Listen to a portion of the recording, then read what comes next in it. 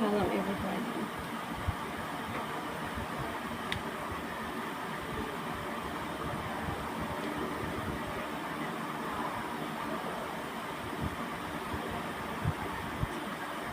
We deserve break, a quick break. Life are on or tomorrow. Kasi past few weeks ago, last 2 weeks ago rather, meron ginawa ko na grant ng ating mga pangarap.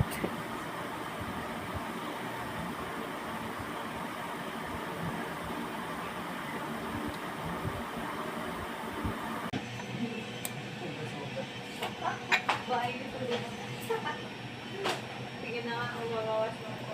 Bawasan mo dito.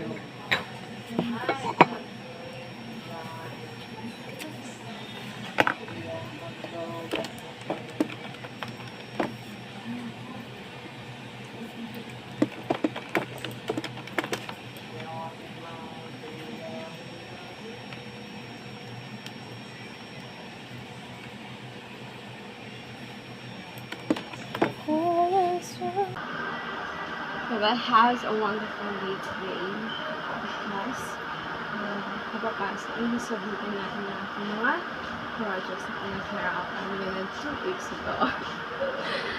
Ayan. So, thanks po to my... Ito talagang sabihin ko since teenager din. Mga palipat-lipat. Nag-on sa nagbago-bago din yung sabon ko sa gano'n sa music girl yung babago sa kamay. So, yan. Okay, sakto lang ang dala natin pero since we have time budget. Hindi tayo guys. Wala ka lang. Nagkakama sa akin siya.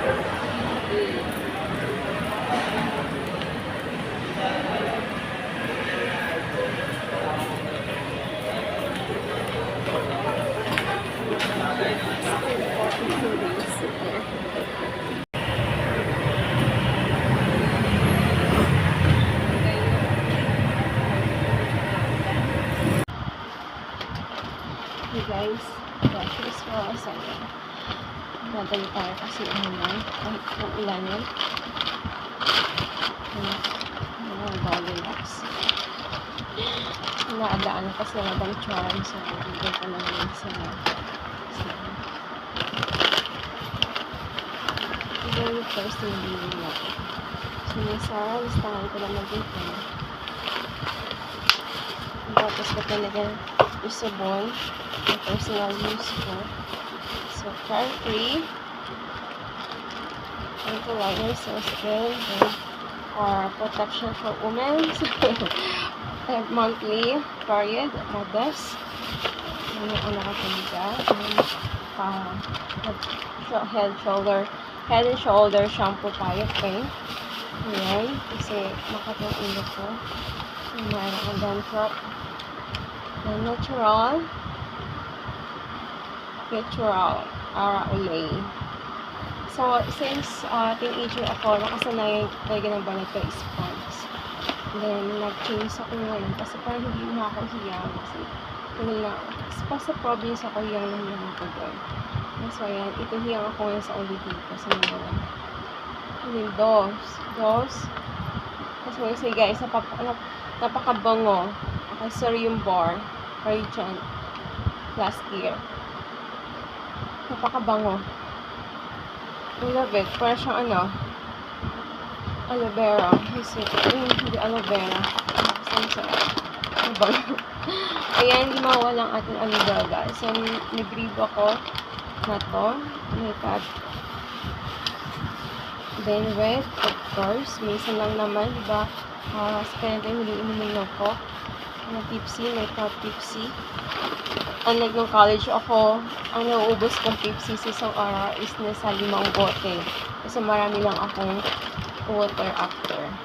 So, kahit naman yun is napakadami ko pa yung water. So, Pepsi minsan lang naman. Right, may 5 Pepsi yan. Alibaba yan. Minsan lang yan. Last 2 months ago. consumers na tao na yung user. Okay, cupcake. Okay, for our 15 days. And then, barakan ko kasi wala na akong 11 adult plus. And, okay, we'll try. Oh my God!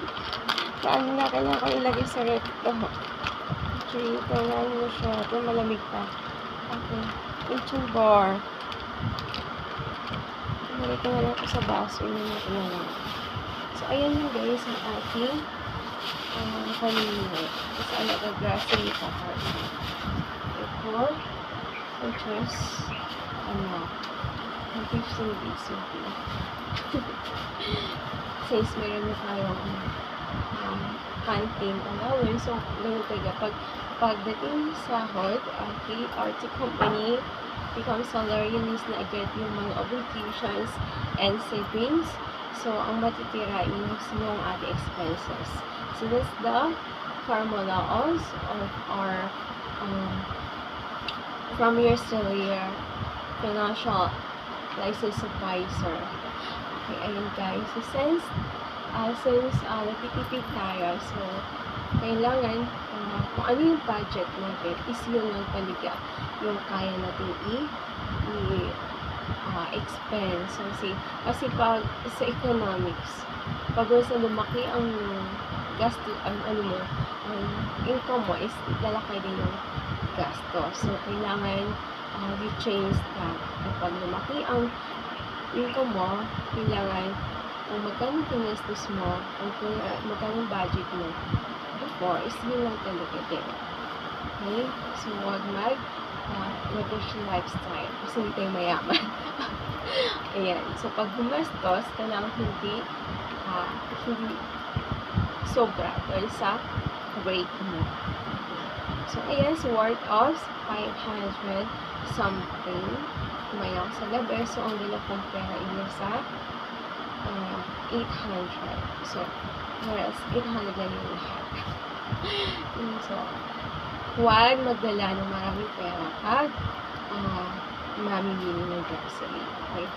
Pag hindi naman kailangan, huwag higihin. So, kung ano kailangan nyo na kayo, dapat din.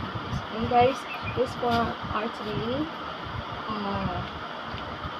Lots of piece of advice from yesterday to Warrior Queen Eagle. Now let's